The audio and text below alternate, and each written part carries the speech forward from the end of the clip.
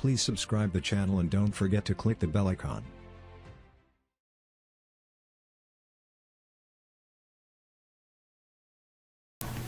Bismillahirrahmanirrahim. So welcome to the class of plant systematics, anatomy and development. So पिछली classes में हमने androecium, sepals और petals के बारे में पढ़ा था। उसमें जो हमारे पास वेरियस डिस्क्रिप्टिव टर्म्स हैं हमने उसको कंप्लीट कर लिया है। जो लास्ट पार्ट हमारे पास है, जो फोर्थ वर्ल है फ्लावर की, दैट इज गायनेशियम और pistil. Today we are going to start about it. So the gynoecium or pistil forms the fourth whorl of the flower, as I have said you in the introductory remarks that ये क्या है, ये चौथी whorl है। First whorl जो हमने पढ़ी थी दैट वाज द सेपल्स, उसके हमारे पास बहुत सारी टर्म्स आती हैं। फिर petals and third we have the stamens और androecium that which is the male reproductive organ, and the fourth and the last whorl of the flower that is gynoecium, or it is also called the pistil which is the female reproductive organ। लेकिन ये fourth whorl तब है जब flower हमारे पास perfect हो या complete flower हो, मतलब उसमें चारों वर्ल्स मौजूद हो। कुछ फ्लावर तो आपको ऐसे मिलेंगे जिसमें आपके पास या तो सेपल्स मिसिंग होती हैं या पेटल्स मिसिंग होती हैं, या हमारे पास कुछ फ्लावर जो हैं वो जो हमने जैसा कि हमने पिछले क्लासेस में पढ़ा था कि मानो जो है वो बाइसेक्सुअल्स होते हैं। मतलब क्या है कि फॉर एग्जांपल दे आर माइनोशियस और डायोशियस प्लांट्स, उसमें स्टेमिनेट और पिस्टिलेट फ्लावर होते हैं, तो उसमें कोई ना कोई वर्ल मिसिंग होगी। तो जिसमें कोई वर्ल मिसिंग होगी तो उसमें ये फोर्थ वर्ल नहीं होती। हो सकता है अगर पिस्टिलेट फ्लावर है तो उसमें थर्ड वर्ल होगी, और अगर सेपल्स और पेटल्स दोनों इकट्ठे हैं तो वो पेरियन, तो फिर ये सिर्फ आपको दो वर्ल्स मिलेंगे। तो फोर्थ वर्ल की जब हम बात करते हैं या ये जो ऑर्डर की जब हम बात करते हैं तो इसका मतलब ये होता है कि हमारे पास फ्लावर जो है वो कंप्लीट है और परफेक्ट है, तो तब ये हमारे पास फोर्थ वर्ल होगी। तो ये कहाँ पे होती है? It is present on the thalamus. तो थैलेमस क्या है? एक्सपेंडेड पोर्शन है, टिप है फ्लावरिंग शूट की, जिसके ऊपर ये सारे के सारे रिप्रोडक्टिव ऑर्गन्स और फ्लावर के ऑर्गन्स मौजूद होते हैं। So it may consist of one और सेवरल कार्पल्स। तो ये जो हमारे पास गायनेशियम है ये एक कार्पल के ऊपर भी मुश्तमिल हो सकती है या एक से ज्यादा कार्पल्स के ऊपर भी ये मुश्तमिल हो सकती है। ये जो कार्पल्स जो हैं ये एक भी हो सकती है और ये एक से ज्यादा भी हो सकती हैं, और ये जब एक से ज्यादा होंगी तो वो या तो फ्री होंगी, मतलब जब हमारे पास फॉर एग्जांपल तीन पिस्टल्स हैं या तीन ओवरीज हैं तो या तो वो फ्री हैं एक दूसरे से, या फिर वो एक दूसरे के साथ यूनाइटेड हैं, फ्यूज्ड हैं। और जब वो एक दूसरे के साथ फ्यूज होती हैं तो फिर तब हमारे पास जो एक forms a compound pistil. So each carpel is usually composed of 3 parts. तो जब हम इसको डाइसेक्ट करते हैं तो इसके 3 पार्ट्स हमारे पास है। जिस तरह हमने एंथर की बात की थी कि उसमें हमारे पास जो है वो उसके 2 पार्ट्स हैं, फिलामेंट है और उसका एंथर है। इसी तरह हमारे पास फीमेल रिप्रोडक्टिव ऑर्गन्स के 3 पार्ट्स हैं जो हमारे पास है। ओवरी में स्टाइल है, स्टिग्मा है और ओवरी है। तो ओवरी क्या है? ये it is the basal swollen portion of the carpel. ये बिल्कुल एंड के ऊपर जो हमारे पास सबसे बेस के ऊपर जो हमारे पास पोर्शन है जिसमें हमारे पास ओव्यूल्स मौजूद होते हैं, ऐसे पोर्शन को, उस पोर्शन को हम क्या कहते हैं? ओवरी कहते हैं। It is swollen portion, it is expanded portion. ये बिल्कुल नैरो नहीं होता, फ्लैट नहीं होता।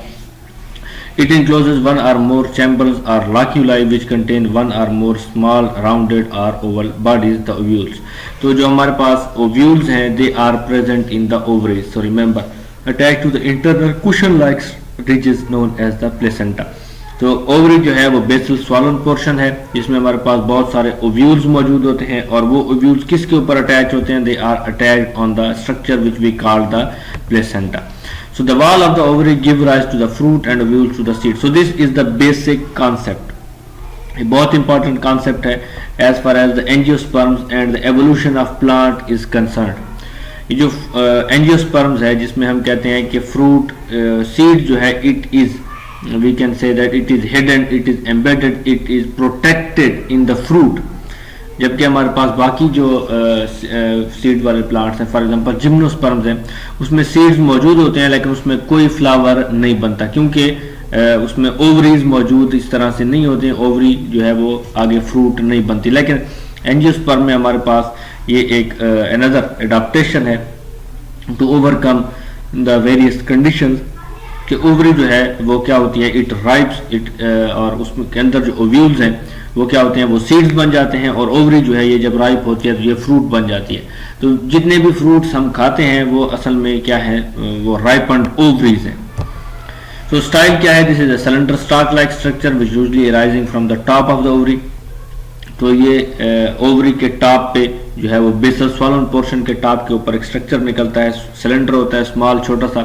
So it is usually solid containing A core of loosely packed tissue called the styler tissue. तो ये जिस टिश्यू से बनता है वो किस तरह से होते हैं, they are loosely packed tissue that are not very closely packed. Loosely packed tissue, और उस टिश्यू को हम कहते हैं stylar tissue because it is present in the style. Sometime however it is hollow containing a central canal known as the styler canal which communicates with the cavity of the ovary. So here we are talking about the anatomy of it, that sometimes it is also the possibility that it is hollow containing a central canal known as the styler canal which communicates with the cavity for the, we can say that, various purposes. Stigma क्या है, this is the top of the style and serves to receive the pollen grains. तो हमारे हम base से top की तरफ जा रहे हैं, तो स्टिग्मा, स्टाइल एंड ओवरी। तो स्टिग्मा क्या है, सबसे टॉप वाला पोर्शन है, और ओवरी जो है वो सबसे बेसल पोर्शन है, और स्टाइल जो है ये इन दोनों को कनेक्ट करता है। और स्टिग्मा का बेसिक फंक्शन क्या है कि ये पोलन ग्रेन्स को रिसीव करता है, मेल रिप्रोडक्टिव ऑर्गन्स को वो रिसीव करता है स्ट्रक्चर्स को, और फिर वो जो है वो कम्युनिकेशन होती है, फर्टिलाइजेशन होती है। सो हियर वी हैव, तो ये हमारे पास बेसल स्वॉलन पोर्शन है ओवरी का, और इस ओवरी के अंदर यहाँ पे ओव्यूल्स मौजूद होते हैं, और जिस स्ट्रक्चर के साथ वो अटैच होते हैं उस स्ट्रक्चर को हम कहते हैं placenta.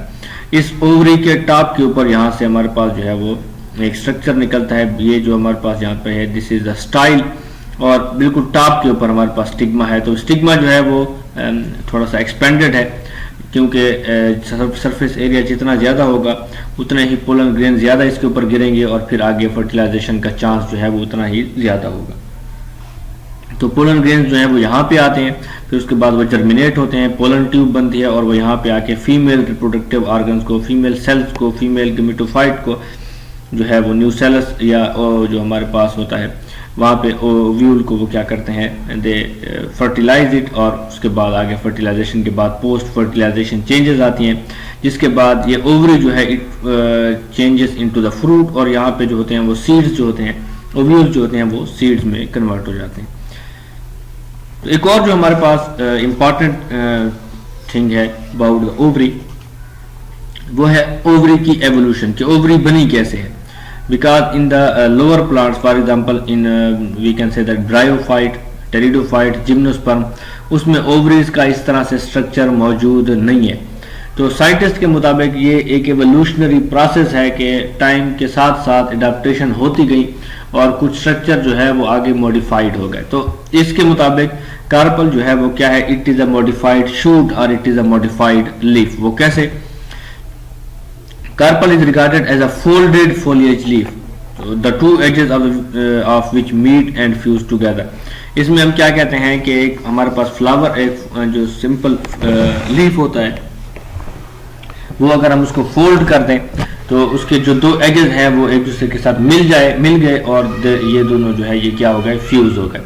So the line of union is called the ventral suture. Line of union का मतलब क्या है, ये जो एजेस फ्यूज हो गई वो हमारे पास क्या बना दिया, उन्होंने वेंट्रल सूचर बना दिया। while the line corresponding to the midrib of the leaf is called the dorsal suture। तो जब हम उन दो लीफ को हमने फोल्ड करके उसके साइड्स को मिला दिया, तो जो साइड्स हमने मिलाई हैं वो वेंट्रल सूचर हो गई, और जो मिडरिब उस लीफ की होगी वो क्या होगी, that will be the dorsal suture. So the broad lower portion of the foliate leaf forms the hollow ovary, and the elongated apex of the leaf forms the style, which is slightly swollen at the tip। उसके बाद उसमें बहुत सारे changes हुई, transformation हुई, और उसका basal portion जो है it is converted into the ovary, style बना, ट्रांसफॉर्मेशन हुई, and we get the stigma, style and ovary structure. So a longitudinal ridge called the placenta. तो प्लेसेंटा का हम पहले पढ़ चुके हैं कि ये क्या है, ये एक ऐसा स्ट्रक्चर है जिसके साथ ओव्यूल्स जो है वो अटैच होते हैं। So it develops along the ventral suture on the inner surface of the wall of the ovary. So remember, placenta किसके साथ attached हैं? They are attached with the ventral suture and not with the dorsal suture. तो ऐसा structure जो leaf की folding के बाद उसके एजेस को मिलाने से बना है उसको हम वेंट्रल सूचर कहते हैं, और हमेशा जो प्लेसेंटा है it is attached with the ventral suture. To the placenta are attached ovules in 2 rows. तो उस प्लेसेंटा में हमारे पास ओव्यूल्स जो है वो 2 रोज में अटैच्ड होते हैं, corresponding to the 2 fused margins of the carpel. तो चूंकि 2 मार्जिन्स हैं वो फ्यूज हो गई हैं, तो हर एक मार्जिन के ऊपर हमारे पास एक प्लेसेंटा जो है वो डेवलप होता है। So it is possible to make out the foliar nature of the carpel in the flower of pea which possesses a single carpel। तो अगर हम सिंपलेस्ट प्लांट्स में देखें, अगर हम इस तरह से कहें कि जिनमें एक ओवरी मौजूद होती है, तो उसमें ये बड़े आसानी से आप इसको लीफ को फोल्ड करके आप चेक कर सकते हैं कि किस तरह से लीफ जो है वो ट्रांसफॉर्म हुआ and it has formed the carpel. For example here we have the diagram. ये हमारे पास एक एक्सपेंडेड लीफ है, सिंपल लीफ है, it is not a compound leaf. Here we have the midrib and lamina। तो अब हम क्या करते हैं, इन दोनों लीफ की दोनों साइड्स को हमने फोल्ड कर दिया। तो इस फोल्डिंग के नतीजे में हमारे पास जो है ये आपके पास ये बेसल स्वॉलन पोर्शन बन गया, और ये जो 2 साइड्स आपस में मिली हैं ये वेंट्रल सूचर हो गई, और ये जो मिडरिब है this is called the dorsal suture. अब ये जो बेसल स्वॉलन पोर्शन है it has transform towards the ovary, ये हमारे पास स्टाइल बन जाएगा और ये स्टिग्मा। तो अब ये जो 2 पोर्शन है, ये जो 2 साइड्स हैं, ये आपस में जब मिल जाएंगे तो ये क्या बनाएंगे, they will form the ventral suture, और ये मिडरिब जो है it will be the dorsal suture. तो याद रखें जो हमारे पास प्लेसेंटा है या जो ओव्यूल है they always born on the ventral suture. तो वो कहाँ पे मौजूद होते हैं, वो वेंट्रल सूचर के ऊपर मौजूद होते हैं। तो ये हमारे पास एक कॉन्सेप्ट है कि किस तरह से एवोल्यूशन हुई है लीफ की। जिस तरह हम पढ़ते हैं टेरिडोफाइट्स में कि उसमें एक स्पोरोफिल होता है जिसके बैक के ऊपर आप देखते हैं कि स्पोरेंजिया आते हैं, तो और उस स्पोरेंजिया के ऊपर स्पोर्स होते हैं। तो इसमें ये हमारे पास कॉन्सेप्ट है, ये कॉन्सेप्ट भी मौजूद है। ये क्या हुआ कि ये एक पोर्शन था, एक स्पेशलाइज्ड लीफ था, रिप्रोडक्टिव लीफ था, फिर उसके बाद वो स्मॉल होता गया, फोल्ड होता गया, और स्पोरेंजिया उसके मिडल में आते गए, और Aahista Aahista single fused carpel और 3 फ्यूज्ड कार्पल, मतलब उसकी एवोल्यूशन इस तरह से हुई कि लीफ इस तरह से मॉडिफाइड हो गया कि then it has developed into a modified leaf and it has made the carpel, complete carpel, pistil, stigma, style and ovary. So here we have some descriptive terms for the gynoecium. They are not very we can say that जब हमने androecium की बात की तो उसमें उसकी descriptive terms बहुत ज़्यादा है, लेकिन इसमें इतनी ज़्यादा नहीं है। मानोकार्पिलरी, मानो का मतलब बाई का मतलब, ट्राई का मतलब, पॉली का मतलब, ये इसी के साथ ही ये रिलेटेड है। मानोकार्पिलरी का मतलब है गायनोशियम जब सिंगल कार्पल के ऊपर, बाई कार्पिलरी ये सारे के सारे दूसरे के साथ रिलेटेड है। Gynoecium consist of 2, tricarpellary जब वो 3 कार्पल्स के ऊपर होगी, और polycarpellary when it has consist of several carpels. तो ये मानोकार्पिलरी, बाई कार्पिलरी, ट्राई कार्पिलरी और पॉलीकार्पिलरी में रिस्पेक्टिवली 1 कार्पल, 2 कार्पल, 3 कार्पल और उससे मल्टीपल कार्पल्स जब आ जाती हैं, तो इसलिए हम इसके टर्म्स को यूज करते हैं। अब ओवरीज जब एक से ज्यादा हो जाती हैं, यहाँ पे तो वो सिंगल है क्योंकि वो एक ही होगी, लेकिन जब बाई कार्पिलरी होगी या ट्राई है या पॉलीकार्पिलरी है तो उसमें हमारे पास क्या है कि या तो वो फ्री होगी या वो यूनाइटेड होगी। तो हमारे पास बहुत सारे एग्जांपल्स ऐसी भी हैं जिसमें वो फ्री है। फॉर एग्जांपल बाई कार्पिलरी में कैलोट्रापस में 2 कार्पिलरीज है लेकिन वो फ्री हैं, लेकिन ब्रासिका में वो और पोटैटो में वो यूनाइटेड है। इसी तरह ट्राई कार्पिलरी में क्या है कि free in Aconitum and united in Euphorbia. Euphorbiaceae का एक सबसे अच्छा जो या सबसे डायग्नोस्टिक कैरेक्टर है that is the tricarpellary ovary. So they are tricarpellary syncarpous ovary that it is united. तो पॉलीकार्पिलरी में क्या है, ये बटर कप में they are free and citrus में क्या है दे आर यूनाइटेड। तो ओवरीज है कितनी उस हिसाब से हम इसको कहते हैं मोनोकार्पिलरी, बाइकार्पिलरी या ट्राइकार्पिलरी, और आगे वो फ्री है या यूनाइटेड है उसके लिए जो हम टर्म यूज करते हैं वो है एपोकार्पस और सिंग कार्पस, जो हम पहले भी पढ़ चुके हैं। ये कार्पल्स मोर देन 1, अगर कार्पल्स एक से ज्यादा है और वो सारी की सारी फ्री हैं, एक दूसरे के साथ फ्री हैं, फ्यूज नहीं है, each forming a simple ovary, हर एक अलहदा ओवरी बना रही है, उसमें स्टिग्मा भी है, स्टाइल भी है, सब कुछ अलहदा से है हर एक में। फॉर एग्जांपल फ्लावर हमारे पास एक है लेकिन ओवरीज उसमें 2 है या 3 ओवरीज हैं, तो 3 ओवरीज में हर एक का स्टिग्मा, स्टाइल, ओवरी स्ट्रक्चर जो है वो अलहदा अलहदा है, कॉमन नहीं है। तो इसका मतलब क्या है कि वो हमारे पास एपोकार्पस है, वो अलग अलग ओवरीज हैं। बटर कप जो है रनकुलस की स्पीशीज में इस तरह से होता है। सिंक कार्पस में क्या है, मोर देन वन ओवरीज, एक से ज्यादा है, लेकिन वो क्या है, यूनाइटेड है to form a compound ovary. इस कंपाउंड ओवरी में हमारे पास क्या है, यूनियन जो है वो 3 तरह का हो सकता है। अब यहाँ पे हमने एपोकार्पस में कहा है कि उसके स्टिग्मा स्टाइल जो है वो अलहदा से होगा हर एक ओवरी का, लेकिन सिंक कार्पस में हमारे पास 3 तरह की कंडीशंस हो सकती हैं। तो ओवरीज उसकी यूनाइटेड है जिसको हम कंपाउंड ओवरी कहते हैं, लेकिन द स्टाइल और स्टिग्मा जो है वो उसके फ्री है। अब ये हम बात कर रहे हैं कि ओवरीज यूनाइटेड तो हैं, लेकिन वो किस लेवल तक यूनाइटेड है, मतलब सारे का सारे हर एक स्ट्रक्चर उनका यूनाइटेड है, या वो सिर्फ ओवरीज यूनाइटेड हैं, या स्टिग्मा यूनाइटेड हैं, या स्टाइल यूनाइटेड हैं। तो इस हिसाब के ऊपर हमारे पास जो फर्स्ट हमारे पास कंडीशन आती है उसमें क्या है कि कंपाउंड ओवरी बनती है, they are polycarpellary syncarpous but the style and stigma, लेकिन हर एक का स्टिग्मा और स्टाइल जो है वो फ्री है। तो इसकी एग्जांपल हमारे पास मालवा और कॉटन है।